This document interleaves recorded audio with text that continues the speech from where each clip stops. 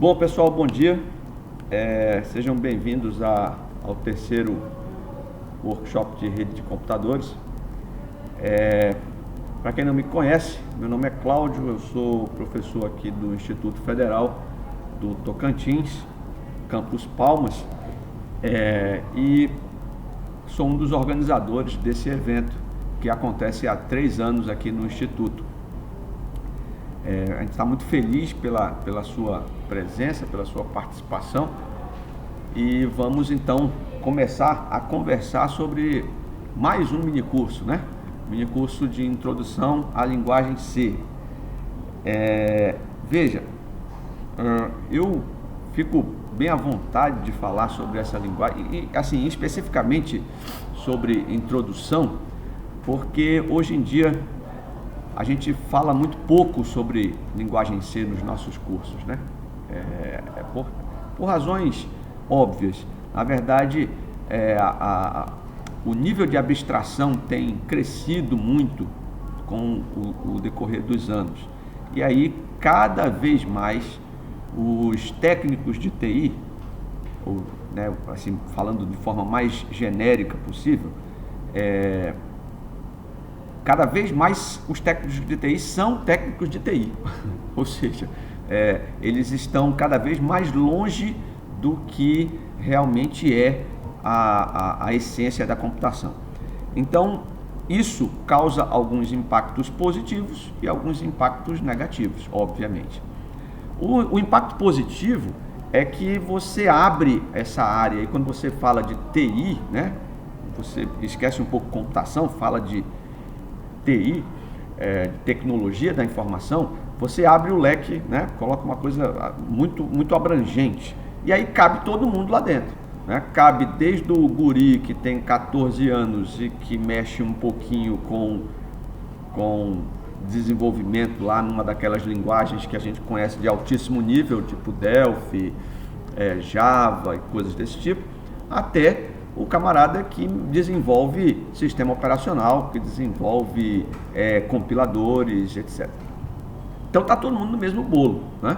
Isso é uma coisa boa, porque isso de uma forma ou de outra alavanca, ou tem alavancado, tem sugerido, tem permitido que a área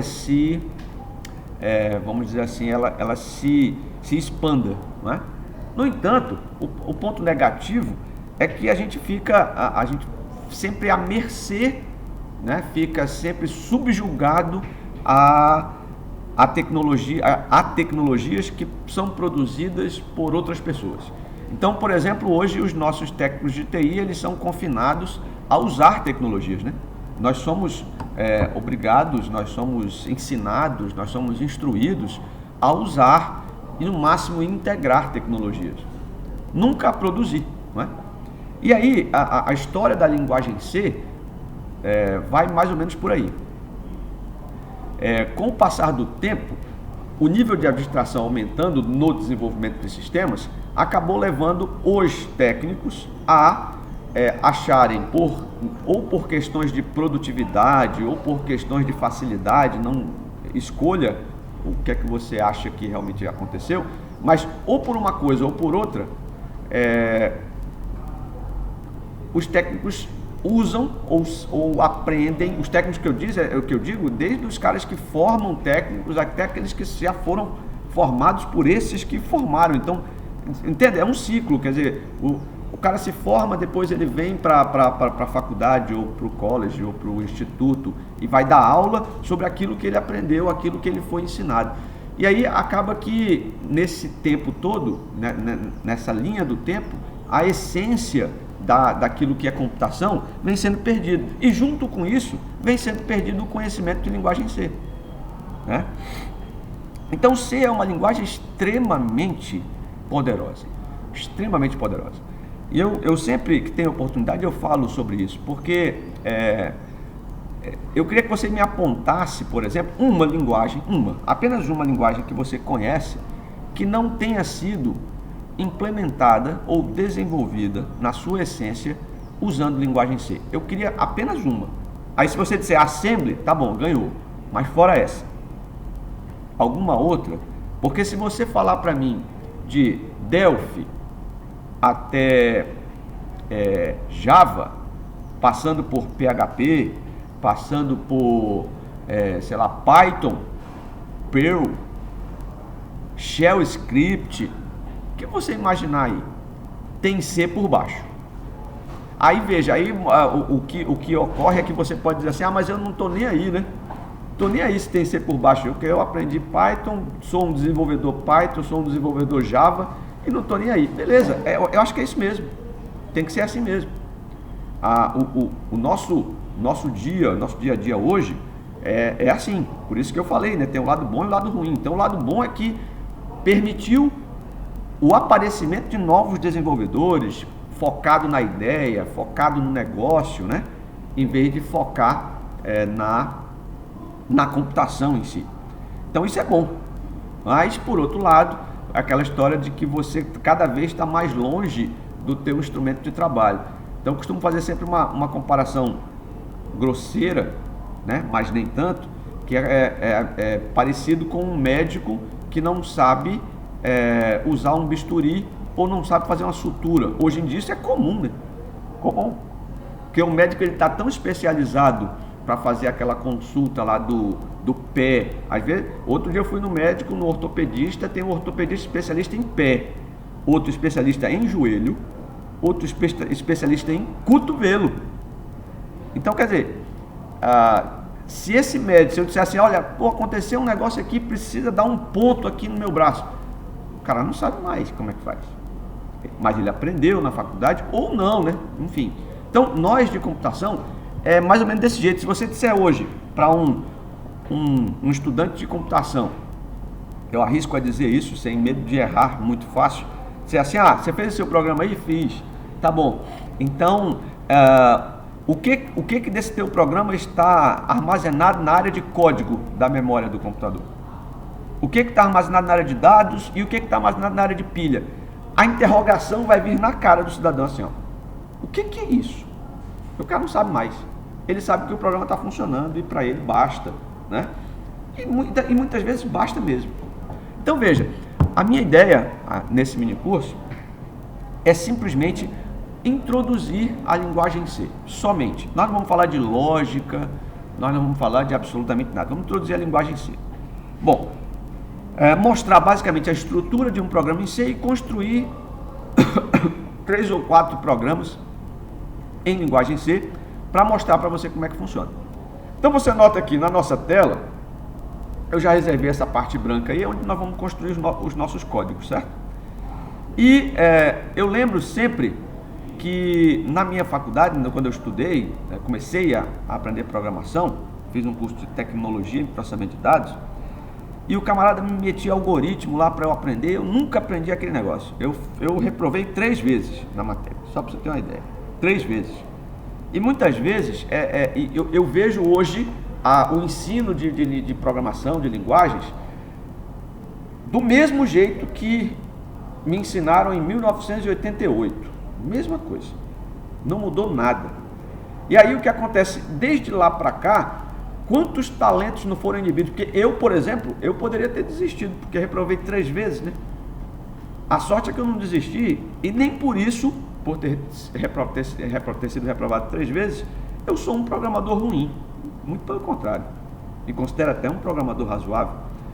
Mas na hora que me ensinaram de tal forma que eu fiquei, assim, sem entender absolutamente nada. Até o momento em que me levaram para o laboratório para trabalhar com um tal de um IBM PC XT, com Basic Resident. E aí que as coisas começaram a fazer sentido. Porque eu comecei a ver aquilo que o professor falava na sala acontecendo no computador, acontecendo ali na minha frente, diante dos meus olhos, o programa rodando e aquele bendito loop que ele tanto tentava me ensinar lá na sala com for. Eu comecei a ver, é assim, é isso que você fala quando tem que voltar. Ele executa, depois volta de novo para onde, companheiro? Aí eu fui começar a entender as coisas. Mas então eu sempre tive essa característica. Eu só entendo depois que eu vejo. Eu não consigo abstrair muito, não. Então talvez por isso que o destino tenha me trazido aqui para o Instituto Federal, né? Para eu poder justamente ter essa prerrogativa de ensinar como fazer e não simplesmente ensinar o que fazer, né? Isso aí é uma coisa bem diferente, né, do conceito aí entre universidades e institutos. Bom, então seguindo nesse caminho aí, nós vamos mostrar a estrutura da linguagem C fazendo a linguagem C. Então vamos lá. Primeira coisa que a gente tem que falar é uma questão teórica, né, dessa situação toda, que é você entender que linguagem C é uma linguagem dita compilada. Bom, por que a linguagem C... Existem dois tipos de linguagem de programação, as compiladas e as interpretadas. Primeiramente, uma linguagem interpretada é aquela linguagem em que cada linha do seu texto, o texto do seu programa, ela é lida pelo interpretador, portanto interpretada, ou seja, verificado se existe erro sintático, léxico ou semântico naquela frase que você escreveu.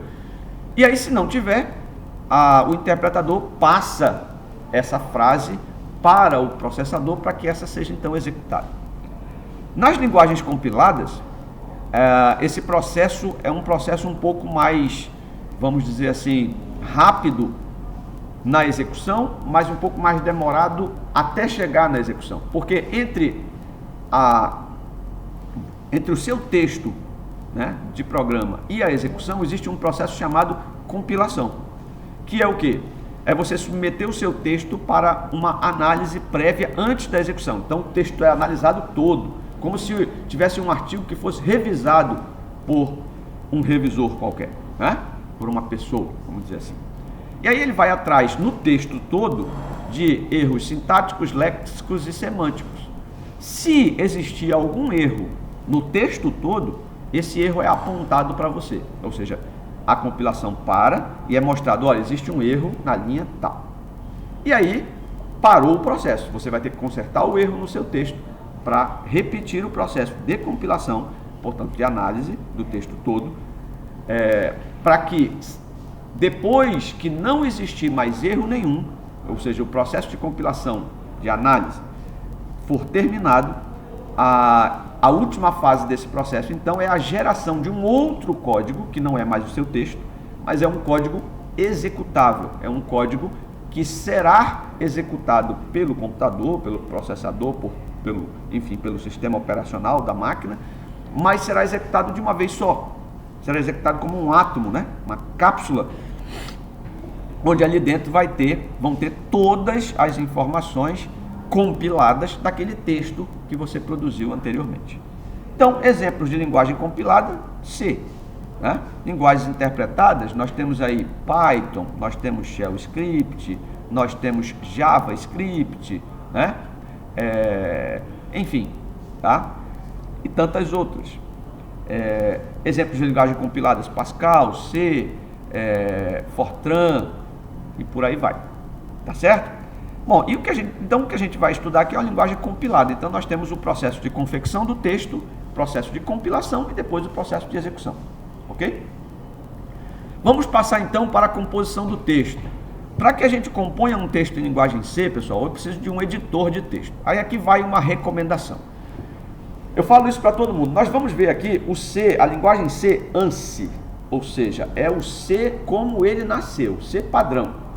Ninguém vai usar aqui frameworks de desenvolvimento do tipo C Sharp, Visual C++,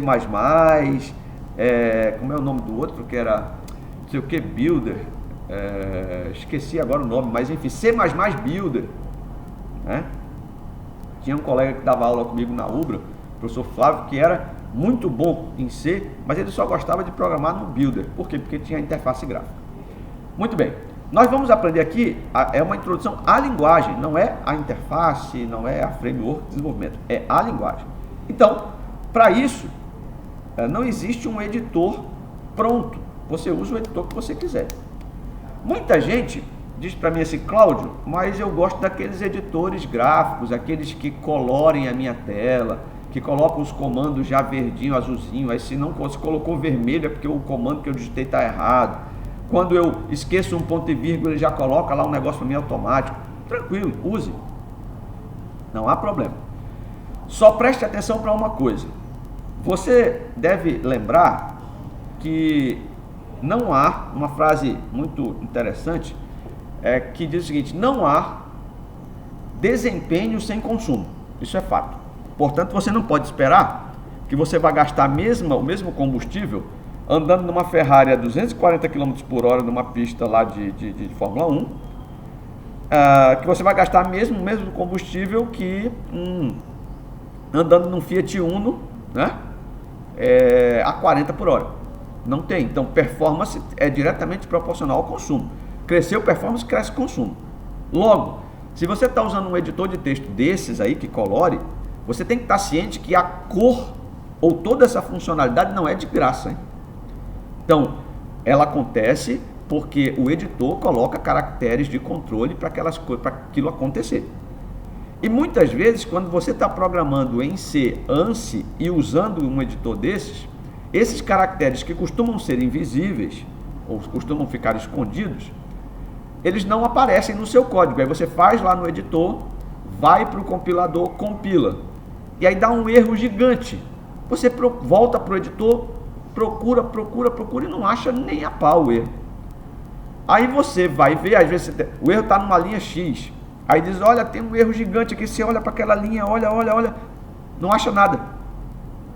Aí você tem a curiosidade de pegar num outro editor não gráfico, você apaga aquela linha e escreve de novo aquela mesma linha, mas num editor sem controles gráficos. E aí você compila de novo, não dá mais o erro. O que será que aconteceu, né? Caracteres de controle no meio da frase.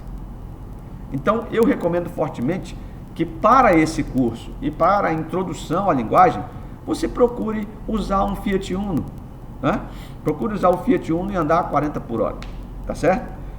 Então, o nosso Fiat Uno aqui, normalmente nós vamos chamar esse editor, existem vários editores aqui no sistema operacional Linux, né, que é o que nós vamos usar aqui, editores não gráficos. O mais comum hoje, em distribuições do tipo Debian, Ubuntu, né, e companhia limitada, você tem o Nano, né, que é uma evolução do Pico. Eu não acostumei ainda com esse nome, eu chamo sempre o Pico do jeito que você está vendo aí, mas você vê que o Pico chama o Nano, né? Tá vendo aqui em cima?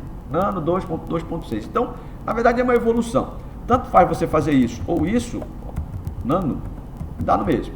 Abre o mesmo editor, ok?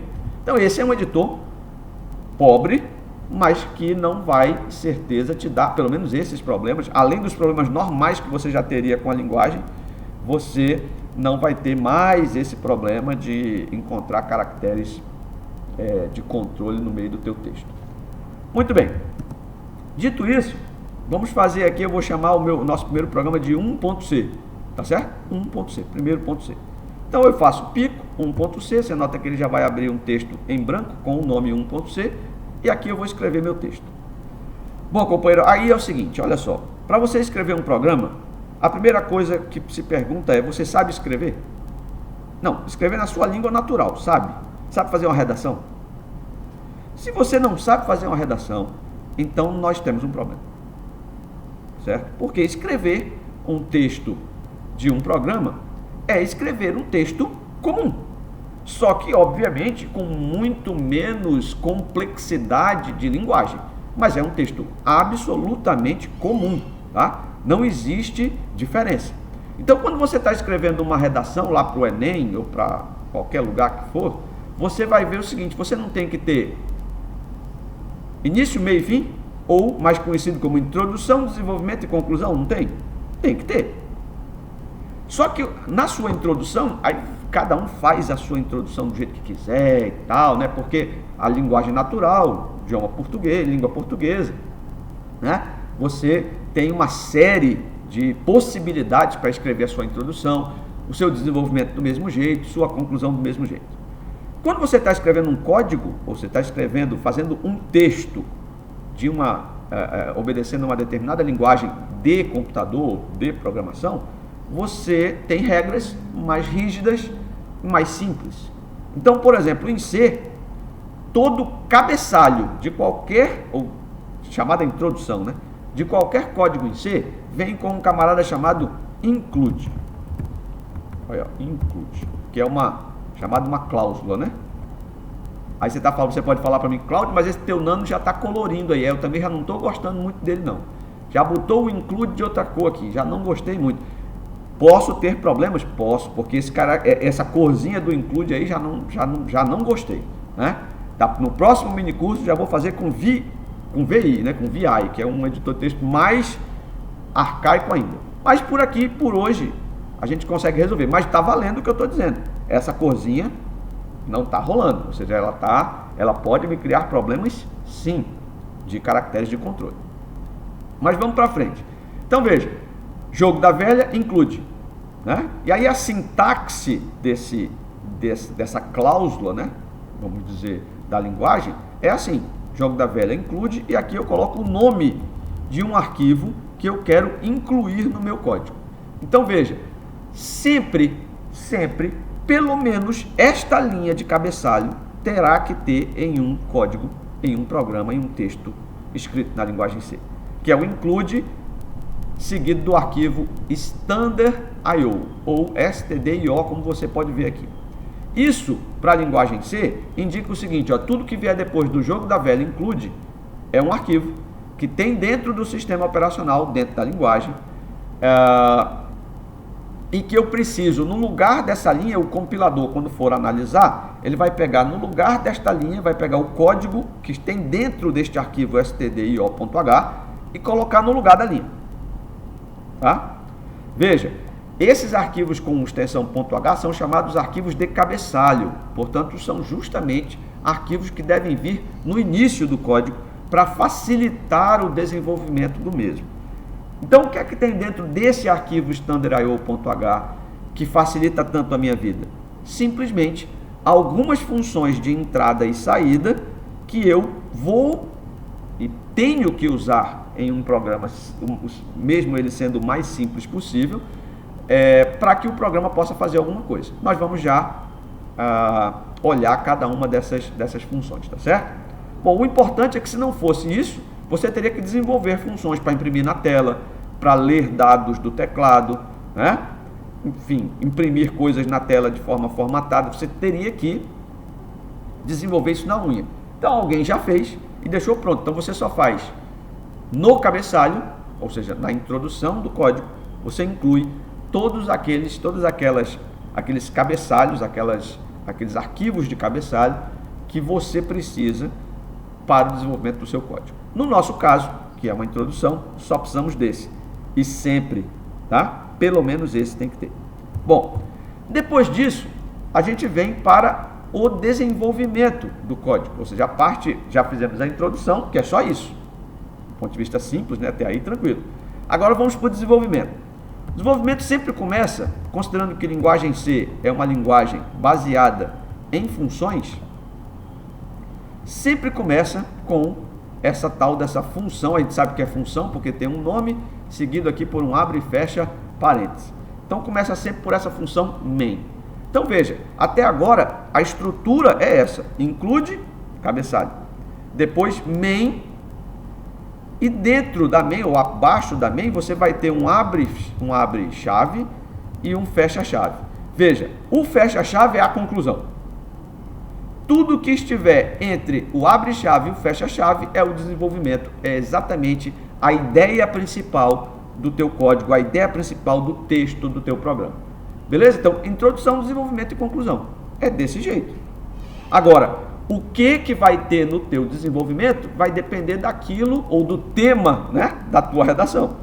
Se o tema da tua redação, como por exemplo vai ser agora, o que eu vou propor, seria cálculo da área de figuras geométricas planas. Então pronto, eu já tenho o tema.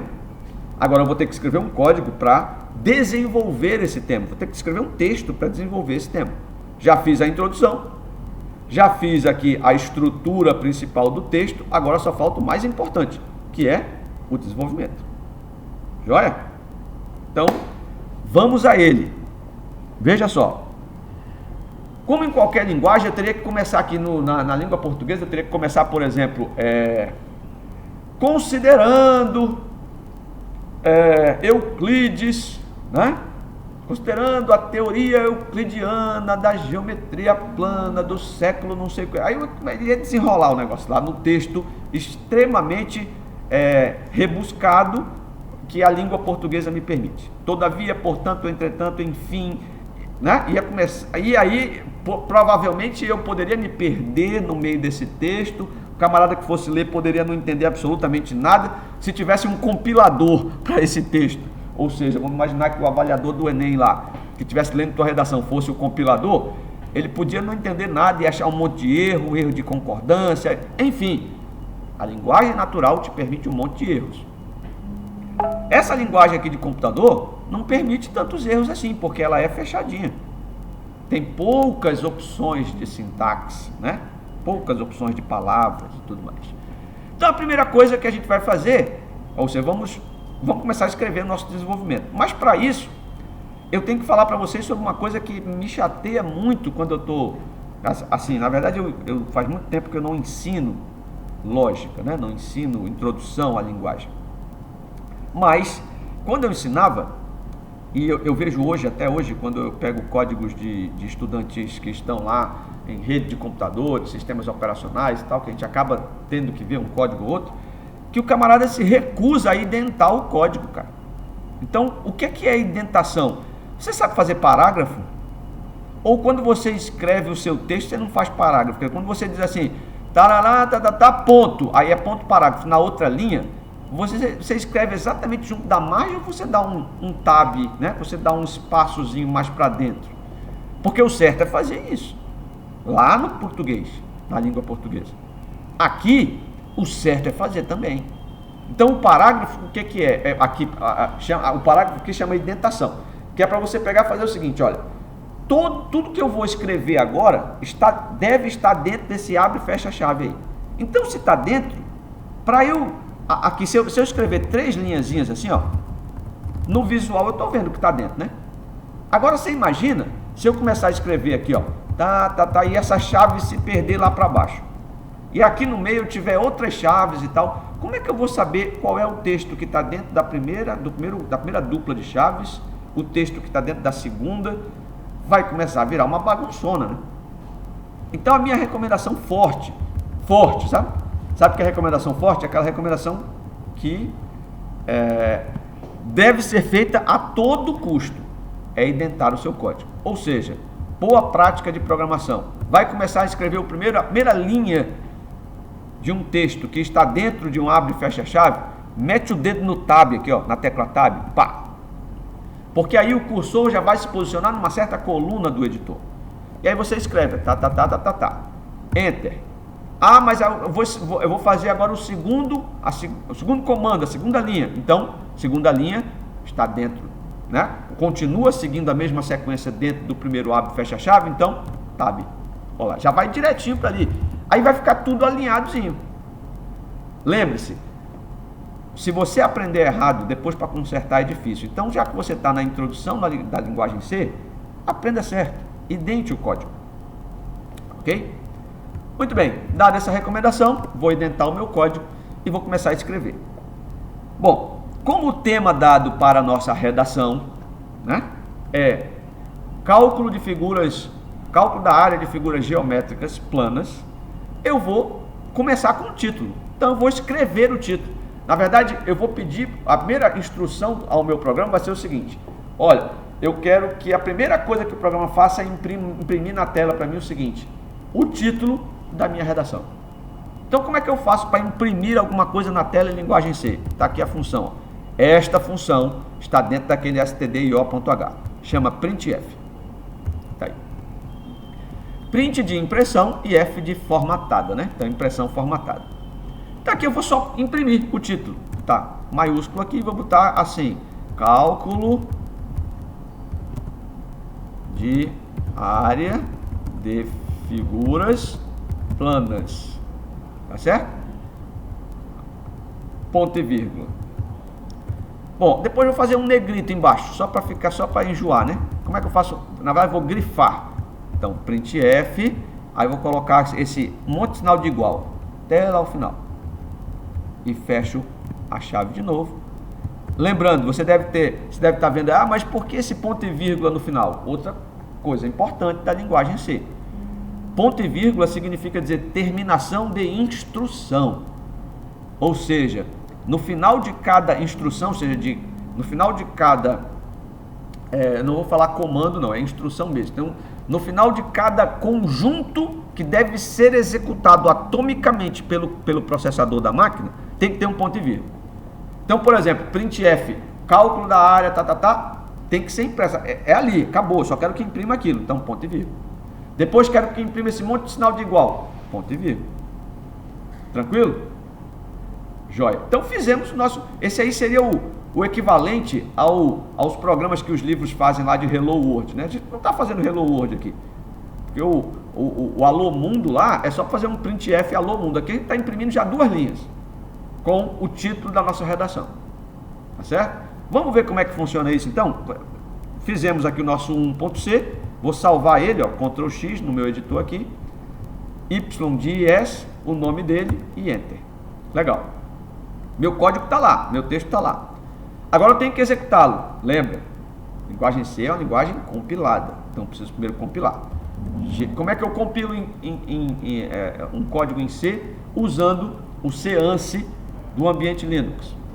A aplicação, o nome da aplicação que compila, portanto o compilador, chama GCC, que é GNU C Compiler, ou seja, compilador GNU C. GNU é uma licença de software livre, né?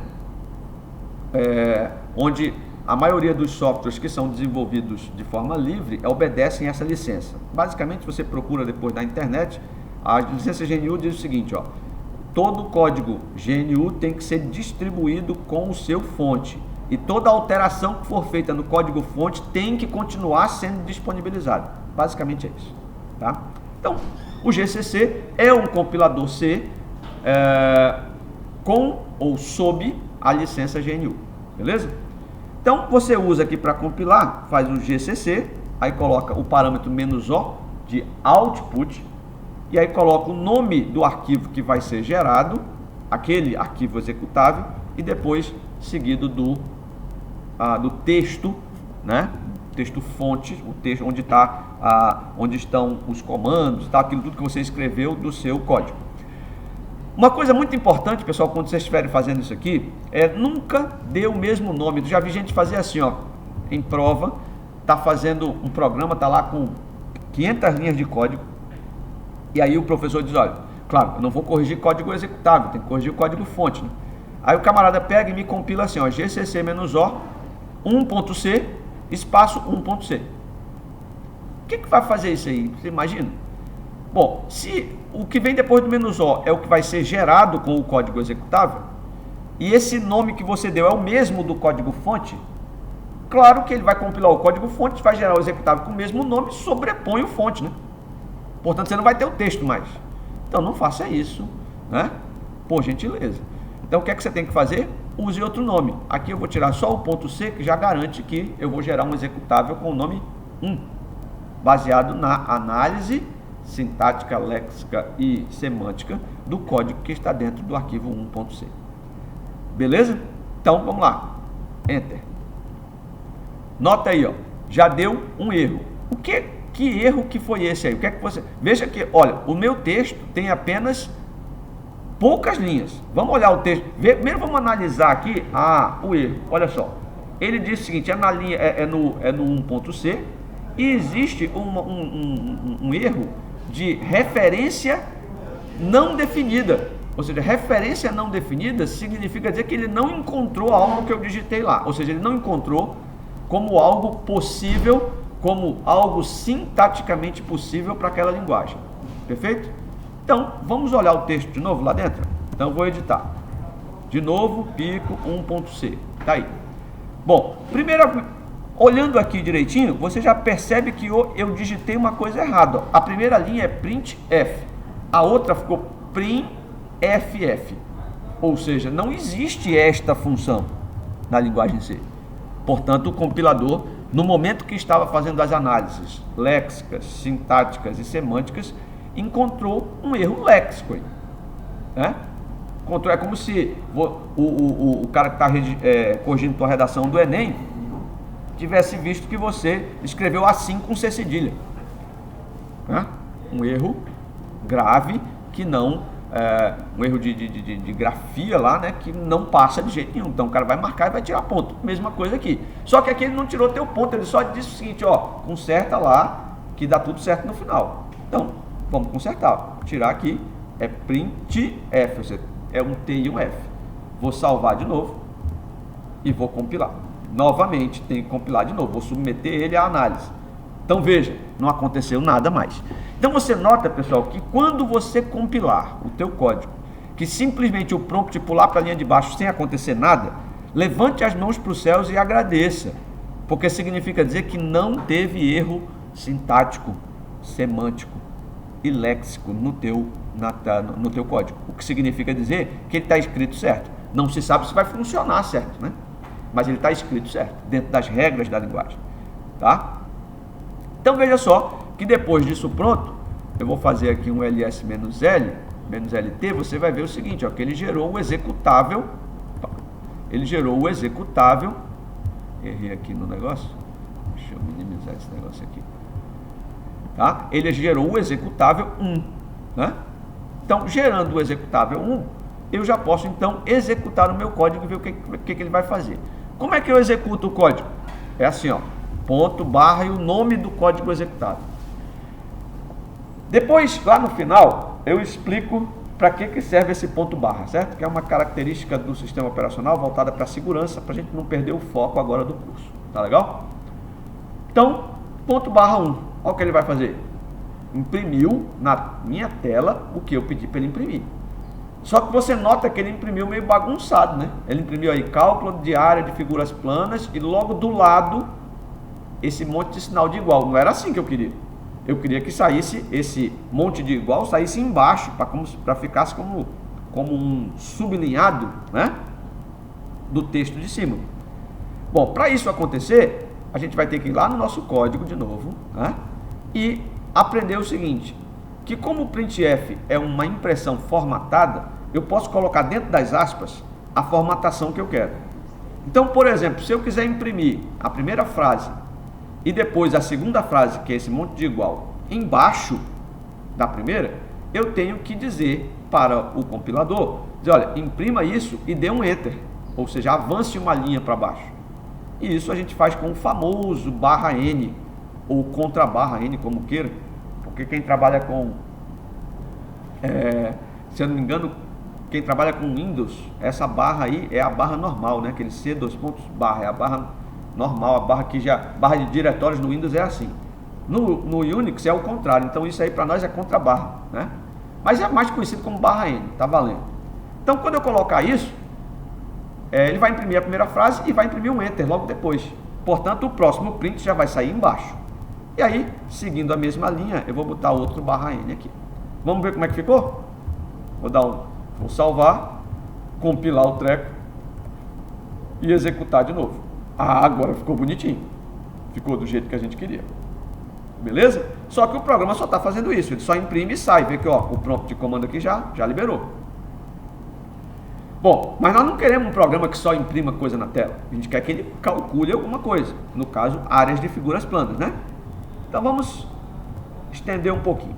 Então já fizemos o nosso título, agora vamos continuar desenvolvendo, sempre identado. E aí veja, vamos raciocinar o seguinte, a figura plana mais simples para se calcular a área é obviamente um quadrilátero, não é?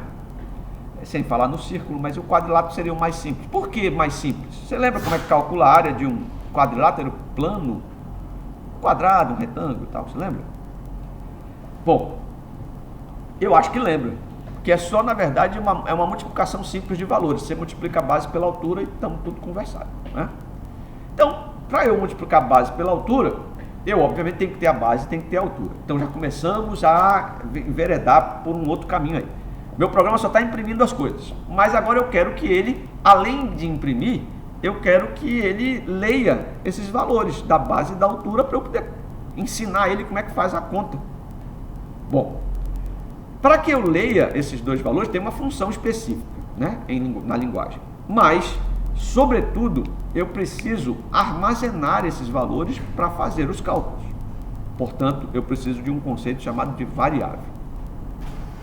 Cara, isso é uma coisa tão simples quando você começa a perceber do que se trata. Porque quando você ensina variável, eu não vou ensinar que tipo de dado, não vou ensinar nada disso não, tá? Porque é uma introdução. Depois você pode acessar o link que eu vou deixar aqui no comentário do vídeo, né? Que tem outras aulas minhas que mostram todo esse negócio de tipos e tal. Hoje a gente vai usar aquilo que a gente precisa, né? Então veja só, supondo que eu vou fazer todos os meus cálculos com números inteiros, então eu preciso de base de altura, né? Preciso armazenar esses dois valores que vão ser lidos do teclado. Vou dizer assim, ó, digite aí o valor da base, digite o valor da altura. Vou pedir para o usuário digitar para mim. Dependendo do que ele digitar, vou armazenar, fazer a conta, que é multiplicar os dois e imprimir na tela o resultado. É essa a minha ideia de redação. Essa é a minha ideia de falar sobre esse tema. Bom, então eu preciso definir os locais onde serão armazenadas as coisas. Se eu perguntar para você o seguinte, qual que é o número do seu telefone agora? Se eu perguntar agora para você, se eu perguntar qual é o número do seu celular, eventualmente você vai saber de cabeça, você vai me dizer rápido. Mas se eu perguntar qual é o número do telefone do seu colégio, é possível que você vá demorar para responder e que você nem responda. Porque na sua cabeça aí existem espaços de endereçamento alocados para armazenar as coisas. Então tem um espacinho lá que ficou armazenado o número do seu telefone. Mas não tem um espacinho onde ficou armazenado o telefone da sua escola. Portanto, é preciso que esses espaços sejam definidos. Na nossa cabeça, isso é muito simples, quer dizer, simples, extremamente complexo, mas é óbvio, né? Você nem para muito para pensar. Mas aqui, esse cara com que a gente mexe é um imbecil, né? O computador é um cara idiota, burro, sabe? Você precisa ensinar tudo para ele, desde o beabá. Então, se você não disser onde que ele tem que armazenar, ele não vai fazer absolutamente nada. Então, a ideia de variável é dizer, olha, existe um espaço na memória com o nome X e esse espaço é reservado para guardar tal informação. Como é que eu faço isso em linguagem C? Faço assim, ó. Aqui em cima, dentro do main, eu faço, considerando que as duas variáveis que vão armazenar a base e a altura são variáveis inteiras, porque eu defini isso no meu texto, tá? Eu defini na minha ideia de redação. Então em C eu digo assim, ó, int, aí vou definir o nome da variável, base. Lembra do ponto e vírgula no final? Enter. Aí outro tab, int, altura, ponto e vírgula. Acabou, só isso que eu faço. O que é que eu fiz aí? Defini duas variáveis com dois nomes que eu quis e disse para elas o seguinte, ó, essas duas são duas variáveis para armazenar valores inteiros. Com esse int aí na frente. Só isso, acabou. Simples, né? Beleza? Então, dessa forma, eu fiz aquela história que a sua mente faz para armazenar o número do seu telefone. Tá legal? Assim, obviamente que a grosso modo, né? Porque a sua mente faz muito mais do que isso. Mas, enfim, eu estou ensinando o computador a pensar basicamente como nós, assim, mas tentando fazer com que ele faça alguma coisa que preste, né? Porque, via de regra, não faz nada que preste. Então, vamos para lá, vamos seguir. Definir as duas variáveis. Aí, aqui em cima, logo em seguida, eu imprimi o título, né? Agora, uma coisa interessante que eu já ia me esquecendo. Você pergunta, Cláudio, por que você definiu aqui em cima do printf? Porque, aí isso não é só de linguagem C, é de todas as linguagens. Existem dois tipos de variáveis que você pode usar no seu código. Ou ela é global ou ela é local. Variáveis globais são aquelas que valem, ou os valores delas são válidos em todo o seu código. Independente se tem uma função, duas funções, três funções. Os valores delas podem ser manipulados por todas as funções do seu código, né? E as variáveis locais são aquelas definidas dentro de cada função e que só são vistas dentro da função, tá? Muito bem. Por que eu defini aqui dentro? Porque é uma boa prática de programação não usar variável global. sós em último caso, né? Então veja que eu defini elas dentro da função principal, e a definição de variáveis tem que vir no início. Embora você vá encontrar a definição de declaração de variáveis lá no meio do código, mas isso é extremamente feio e é considerado como uma má prática, né, do ponto de vista de programação. Então por isso que eu defini elas aí em cima. Tranquilo? Eu tenho certeza que tem alguém perguntando: Cláudio, por que não meteu um int ali na frente do main, hein? Ou um void? Eu não vou dizer isso agora não, deixar para o final também, que é para vocês poderem ficar com isso bem na mente, porque é uma das coisas importantes de se entender, né? Por que se deve ou não se deve usar tipo na função main. Muito bem, então vamos seguir nosso código. Lembra que eu quero calcular a área do quadrado, né? Então já defini as duas variáveis, imprimi aqui meu título, agora falta eu ler as variáveis. Então, companheiro, para ler as variáveis, eu vou fazer outro printf, fazer assim, ó, printf, aí aqui dentro da coisa eu vou dizer assim, entre com o valor da base, dois pontos, fechei, ponto e vírgula, beleza? Ah, Cláudio, não vai dar o barra N? Não, porque eu quero que o cursor fique piscando ali depois dos dois pontos, para o cara poder ter a sensação de que ele está digitando a base mesmo. Agora, como é que eu faço para o cursor ficar piscando ali depois de dois pontos? A nossa segunda função de linguagem C, chamada scanf. Beleza?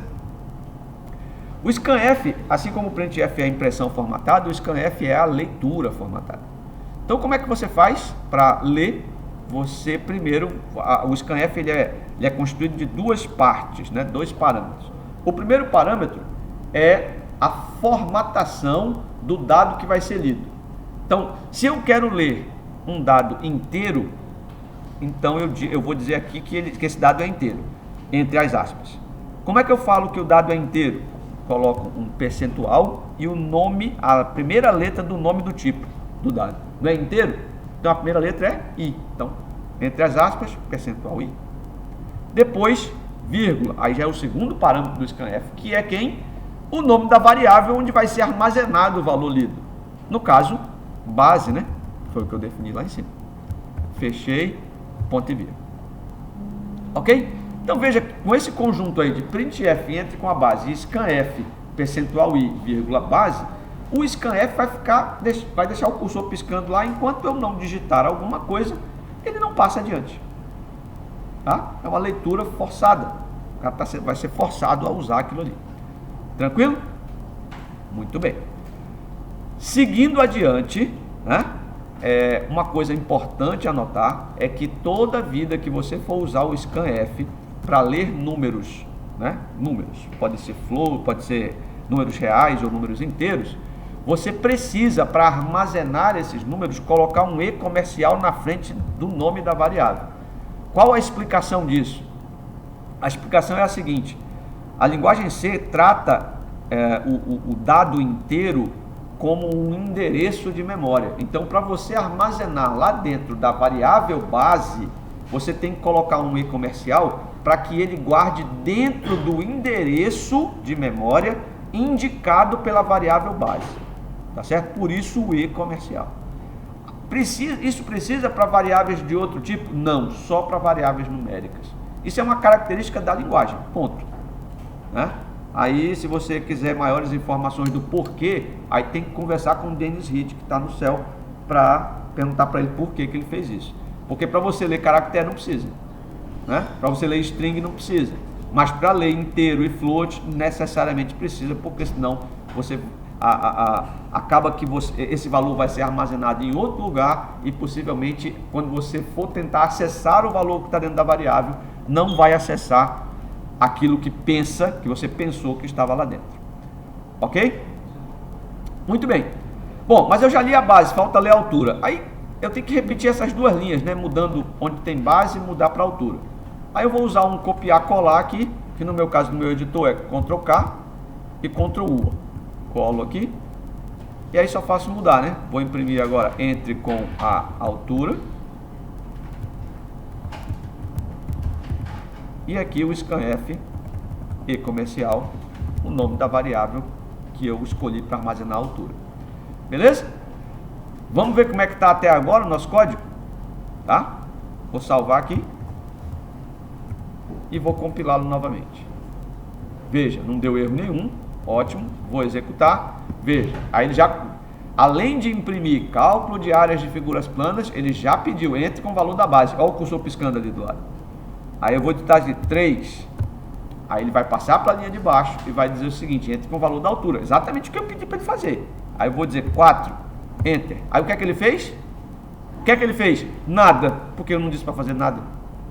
Por enquanto eu só pedi para ele ler os dados, não pedi para fazer nada. Então não terminei minha redação ainda.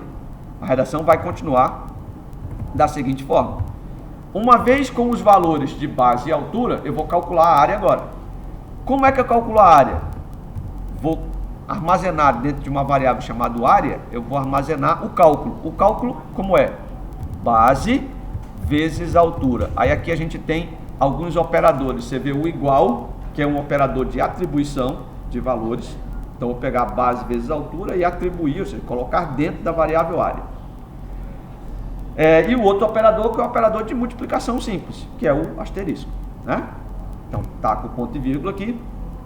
Alguém pode estar pensando aí numa fúria enorme, dizendo o seguinte: ah, mas faltou declarar a área. Claro, se você pensou isso, então você já está no caminho certo para entender.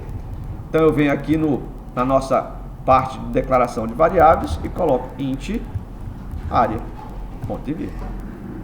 Beleza? Bom, ele calculou a área já aqui, que já ensinei para ele como é que calcula. Só que para eu ver se o cálculo está certo, eu preciso fazer o quê?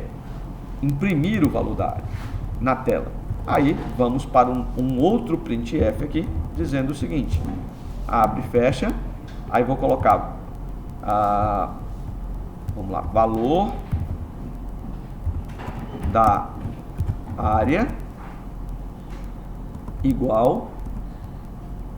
Aí veja só, como o printf é uma impressão formatada, assim como o scanf, eu posso fazer a formatação dela. Então eu quero imprimir aqui, quero que saia na tela valor da área igual, espaço, certo? Depois desse espaço eu quero imprimir o valor da área. Qual é o tipo que vai estar dentro da variável área? Não é um inteiro? Então eu quero que aqui entre um inteiro, então percentual i.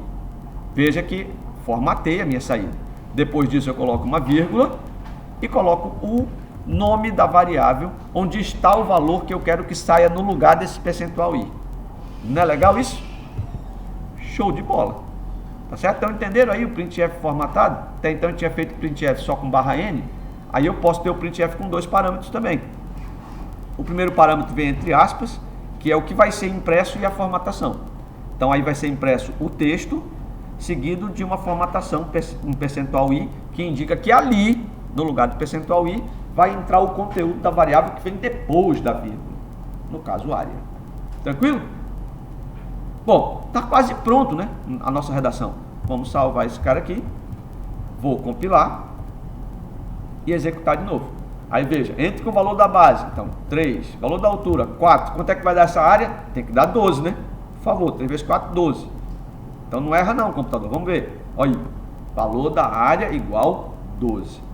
Mas você nota que não ficou bonito ainda, né? Porque a gente esqueceu o quê? Por que o prompt ficou colado no resultado da área? Por quê? Ah, exatamente isso. Perfeitamente. Eu sabia que você tinha prestado atenção. Justamente faltou o /n. Então, eu coloco depois do percentual i, dentro da área de formatação do printf, um /n. Somente isso. Gravo, vou compilar novamente. Né? Limpar a tela para limpar essa sujeira aqui. Tá aí, entre com a base 3, altura 4, valor da área 12. Olha só como o meu programa já está conversando comigo, né? Já está conversando comigo, já calculou a área de 1. Pode calcular a área de qualquer quadrilátero agora, fornecendo a base e a altura, ele calcula para você. E se eu quisesse do triângulo, era mais fácil, era no caminho, né? Porque do triângulo é quase a mesma coisa, não é? Não é base vezes altura, aí tem que dividir por 2 o negócio, né? Então, era só você pegar e dividir esse negócio por 2 aí, entre com a base do triângulo, altura e tal, aí multiplicava por 2, dividir. Daqui a pouco a gente faz um negócio desse. Mas antes, nosso programa está pronto. Agora a gente precisa dar uma enfeitada nele. né? Vamos enfeitar aqui.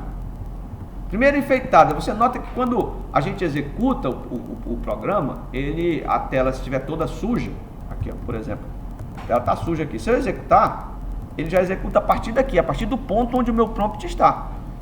Se eu quero fazer um negócio mais legal, eu quero limpar a tela antes da execução. Aí entra uma outra funçãozinha. Aqui, antes dele imprimir as coisas, ó, antes de fazer o primeiro printf, eu coloco um negócio chamado system, que é uma função da linguagem C, que faz o quê? Executa comandos do sistema operacional que estiverem entre aspas. Bom, no sistema operacional Linux, ou Unix de uma forma geral, o comando que limpa a tela é o clear. Então, se eu colocar aí system clear, automaticamente, antes de imprimir qualquer coisa na tela, o meu programa vai limpá-la. Vamos ver? Vou compilar novamente e vou executar. Olha aí, limpou a tela, ficou mais bonito, né? 3, 2, área 6. Tranquilo? Muito show de bola.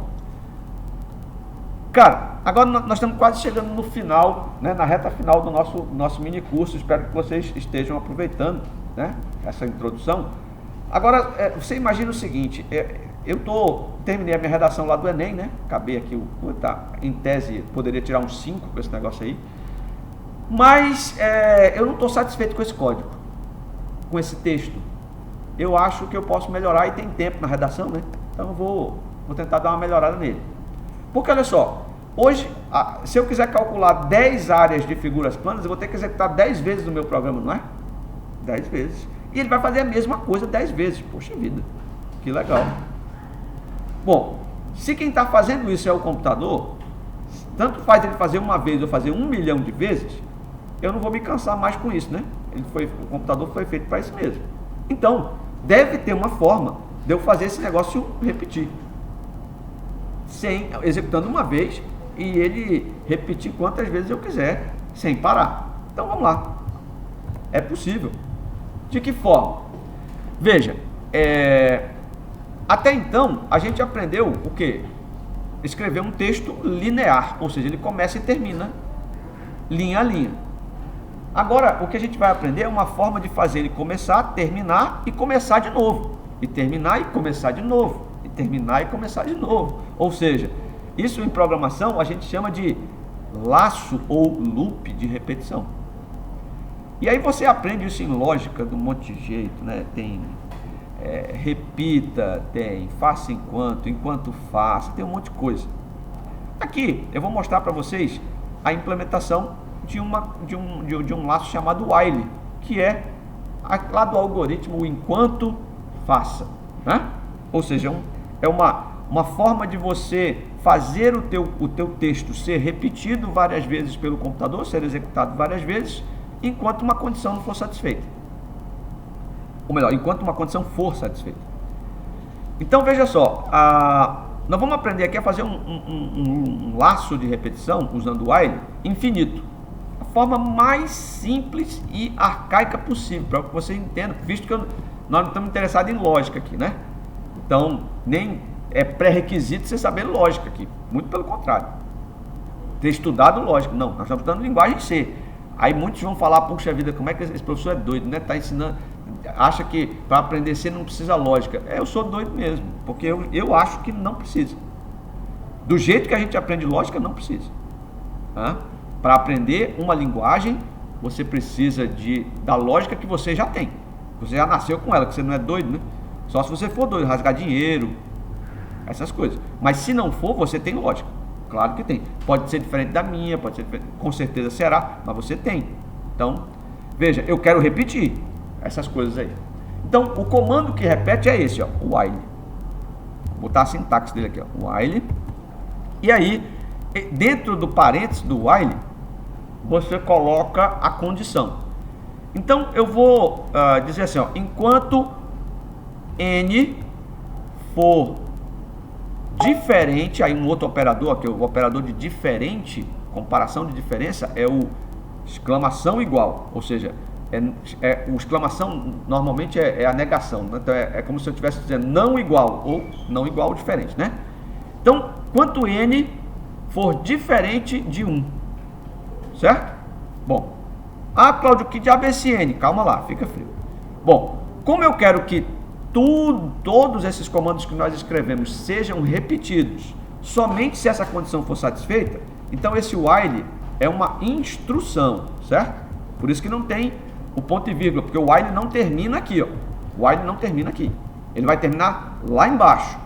Portanto, eu tenho que ter um abre-chave aqui, ó, e indicar com o tab que todos esses comandos que a gente digitou estão dentro do while. Lembra por que eu disse, tem que colocar cuidado com a indentação e tal, porque aqui eu já vou ter 4 chaves no meu programa. Certo? Então, estou indentando. Só indentar o resto. Veja que eu já perdi o contato com lá de cima, mas eu sei que eu tenho 2 tabs. Um é o tab do while e o outro é o tab do programa principal, né? Então, veja só. Aí, como é que eu vou fechar o while certinho lá? Bom, eu já não sei o que é um tab. Então, tab, fechei o while aqui, ó. Viu como é interessante? Porque veja, o while abriu aqui, ó. Abriu no primeiro tab. Então, eu fecho no primeiro tab. Então, meu programa já está estruturado direitinho. Então, veja que toda essa parte que está dentro do while será repetida se e somente se a condição que eu coloquei dentro do while for satisfeita. Beleza? Ora, se eu quero fazer um laço infinito, então eu posso, logicamente, eu posso dizer o seguinte: se esse laço infinito vai depender dessa porcaria, dessa variável n, e eu estou dizendo o seguinte, ó, enquanto n for diferente de 1, é para fazer. Então eu vou declarar uma variável n e vou colocar o valor nela de 0. Pronto. Faz sentido para vocês? Tem lógica? Porque eu estou dizendo o seguinte, ó, enquanto o valor de n não for 1, é para fazer. Então qualquer valor que eu botar dentro de n vai fazer com que esse laço seja repetido. Certo? Perfeitamente. Veja que não precisa estudar lógica profundamente, a não ser a lógica que você já conhece, né? Que você já tem.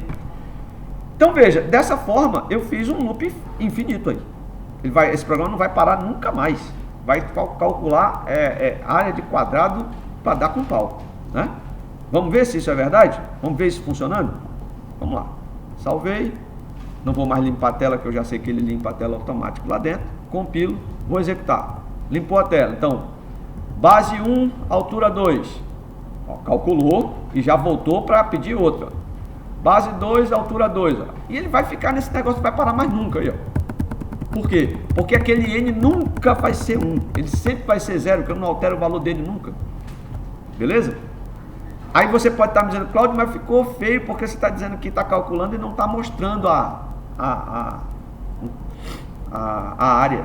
Não está mostrando porque está sendo rápido demais, né? Você nota o seguinte, ó, ele faz, imprime a área, encontra o final do while e volta aqui para cima, já para executar de novo, aí limpa a tela, né? Primeiro passo dentro do while é limpar a tela, então ele limpa a tela, aí eu não consigo ver aquele print, né? O print da área. Então, só para efeito de lindeza, vamos colocar aqui uma outra função chamada sleep. Então, vou colocar sleep 5, onde essa função, o que é que ela faz? Ela espera a quantidade de segundos que está entre parênteses. Ela dá um pause no programa, no caso aí, durante 5 segundos. Isso é tempo suficiente para eu ver a área que eu calculei, né? Antes de começar a calcular a outra. Então, vou salvar aqui, compilar, aí vamos executar. Base 2, altura 3, área 6, ó, agora estou vendo. Aí vai demorar 5 segundos, ele vai voltar para o while, vai pedir outra base, 6, altura 7, área 42. Aí vai esperar, vai voltar para cima, limpar a tela, imprimir de novo. Base 8, altura 8, a área 64. E assim vai. Portanto, com o while, eu consigo fazer uma repetição infinita.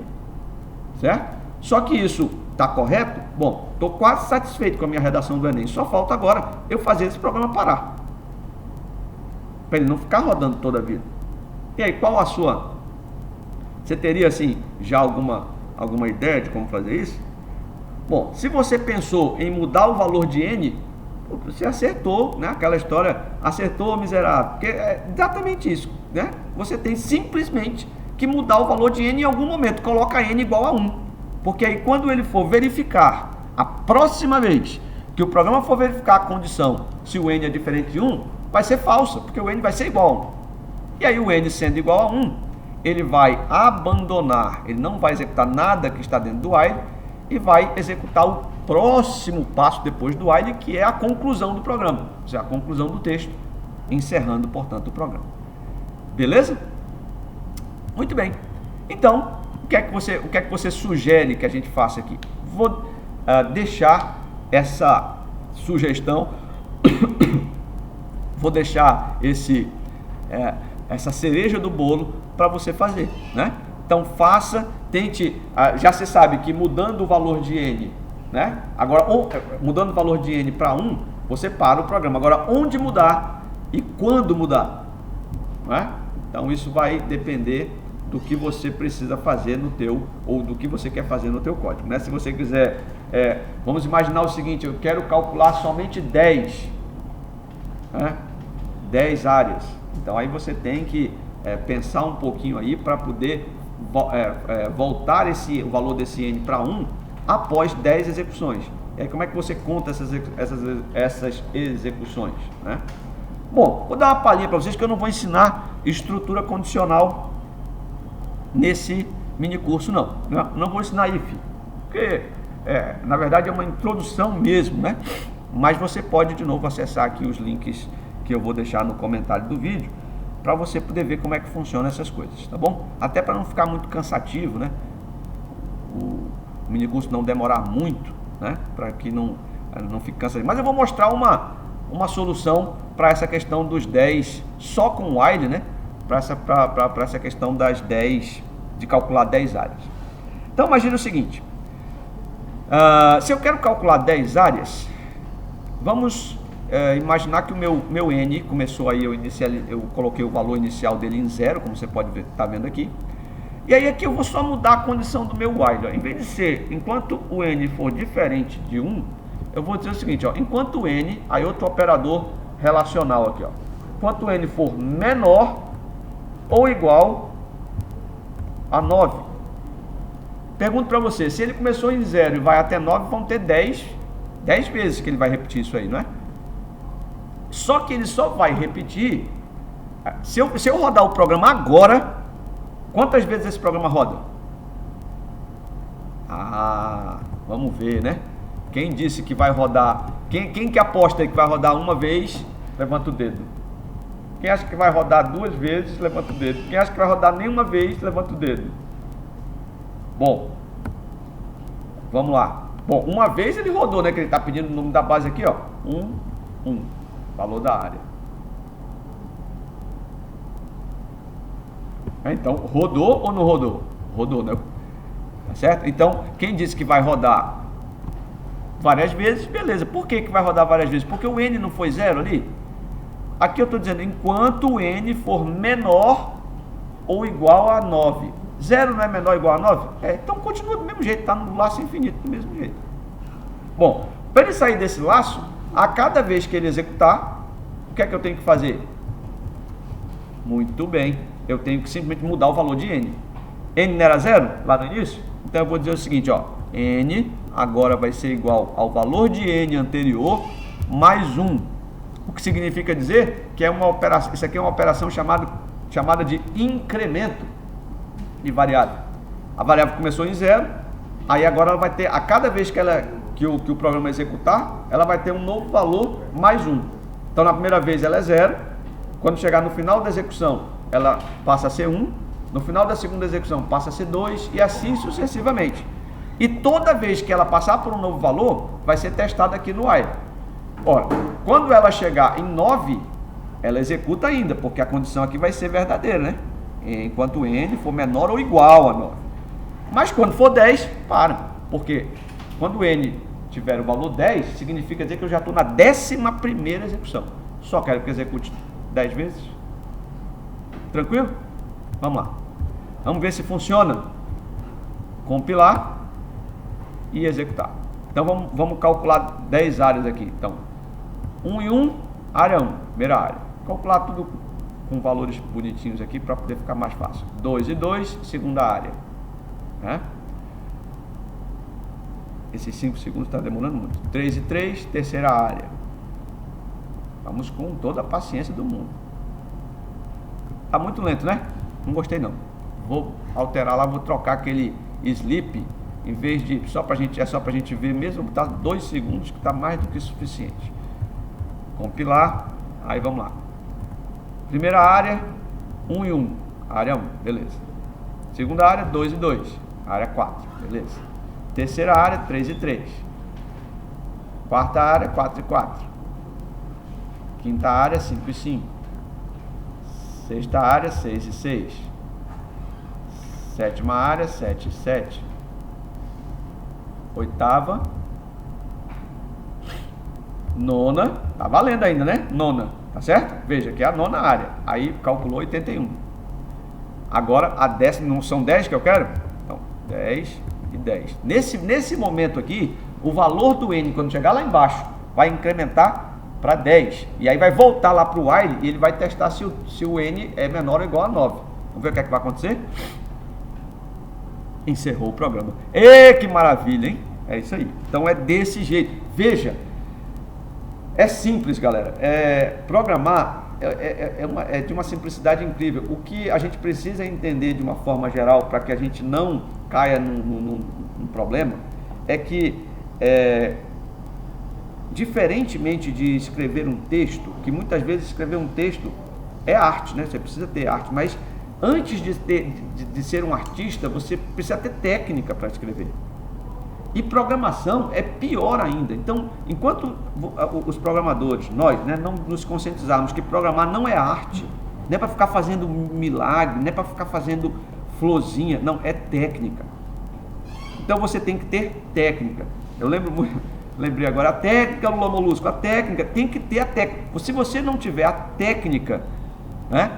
Se você não usar a técnica de programação, ou seja, os whiles quando tiver que usar o while, os do whiles quando tiverem que usar o do while, as estruturas de decisão direitinho, os elses, né, os senãos das estruturas de decisão, se não usar as coisas direitinho, não adianta. O teu programa vai funcionar? Mas vai funcionar sofridamente.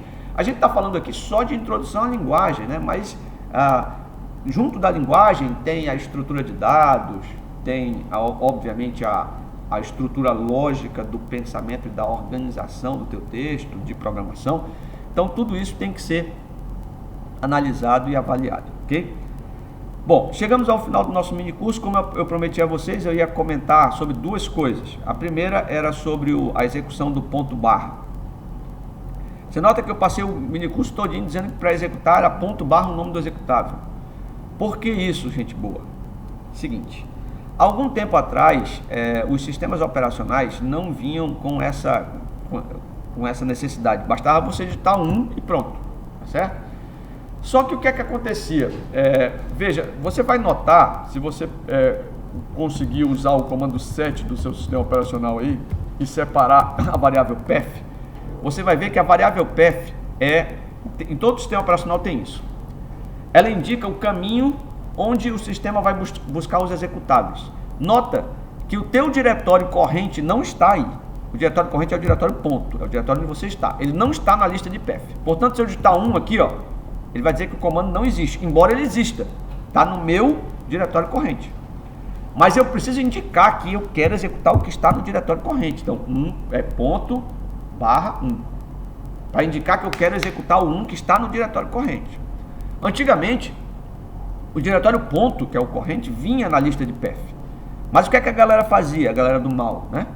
O camarada pegava como usuário simples, sem superusuário, criava um negócio mais ou menos parecido com isso aqui, ó. Pico, sei lá, RM, tá? Ok? E aí colocava aqui RM-RF barra. Sabe o que é que esse comando faz? Apaga todo o conteúdo do sistema operacional, desde a raiz. O usuário comum não pode executar esse comando, certo? Aí ele fazia esse comando aqui, ó, guardava aqui, deixava ele executável, fazia um chmod nele, e aí chamava o administrador dizendo, aí criava um arquivo aqui qualquer, sei lá, colocava assim, touch cocô, por exemplo. Aí criava um arquivo qualquer e chamava o administrador, ô administrador, vem cá, eu criei um arquivo cocô aqui na minha conta, eu não consigo apagar esse negócio. Tem como você apagar para mim? Aí o cidadão entrava, né, logava como root, entrava na conta do cidadão, no diretório do cidadão e incautamente digitava RM cocô. Só que em vez de ele executar o RM do RM mesmo do sistema, ele executar o RM do usuário que fez o RM, que lá dentro do RM do cara tinha RM-RF barra. E ele ia executar esse código como root. Resultado, você imagina, né? O administrador ficava louco, porque o RM ia demorar um tantão para acontecer, até ele descobrir que estava apagando todo o sistema dele. Já tinha acontecido. Então, esse é o motivo do ponto barra, ok? E o outro é em relação ao tipo, né? Lá na frente da função main. Pessoal, é o seguinte, toda função, a gente aprende isso, né? Quando está aprendendo função em programação, toda função precisa de um retorno. E até em matemática, onde você aprende função é assim. Função quadrática, como é que é? Tem que dar um resultado, né? Função quadrática tem duas raízes, então, mas tem um resultado, tem um retorno. Então toda função retorna alguma coisa. A função main é uma função. Então o que acontece? Ela, em tese, teria que ter um retorno. Então existem compiladores que não aceitam função main sem retorno. Então aí o camarada tem necessariamente que botar int, botar void, botar alguma coisa lá na frente. Por exemplo, CBuilder. O CBuilder, quando você vai abrir lá o ambiente, ele já coloca void lá na frente. Porque esses compiladores acreditam que, como o main é a função principal, essa função ela tem que retornar um valor para quem a chamou. E quem chamou foi o sistema operacional. Então aí, se o sistema operacional precisar tratar o retorno da função main, é como se ele estivesse tratando o retorno da execução do programa em si. Não é? Então tem compiladores que acham que isso é importante. Na verdade, não é, porque se fosse importante, precisaria isso no CANSI, né? Então não é importante. O sistema operacional não precisa tratar com o retorno da função main o retorno do programa. Isso aí é tratado pelo próprio sistema operacional de forma, vamos dizer assim, natural, né? Não precisa de tipo. Então por isso que no CANSI a gente não coloca. Pode colocar? Pode. Mas nos outros compiladores, CBuilder, C#, Visual não sei o que, enfim, todas essas coisas aí mais visuais, pedem que você coloque o void, o int ou um tipo qualquer dentro da função main. Mas, na verdade, de verdade, não precisa. A justificativa é simplesmente pela visão do implementador do compilador. Ok? Bom, pessoal, então, dito isso, a gente encerra o mini curso de introdução à linguagem C. Agradeço vocês muito a participação. Espero que continuem participando aí do restante da programação do terceiro workshop de rede de computadores. Qualquer coisa, os meus contatos estão no comentário do vídeo. Os links para os outros vídeos referentes à programação em C estão, CANSI, né? Estão também no comentário dos vídeos. E no mais, espero que tenham aproveitado. Obrigado pela paciência e pela audiência. E fiquem com Deus e até a próxima.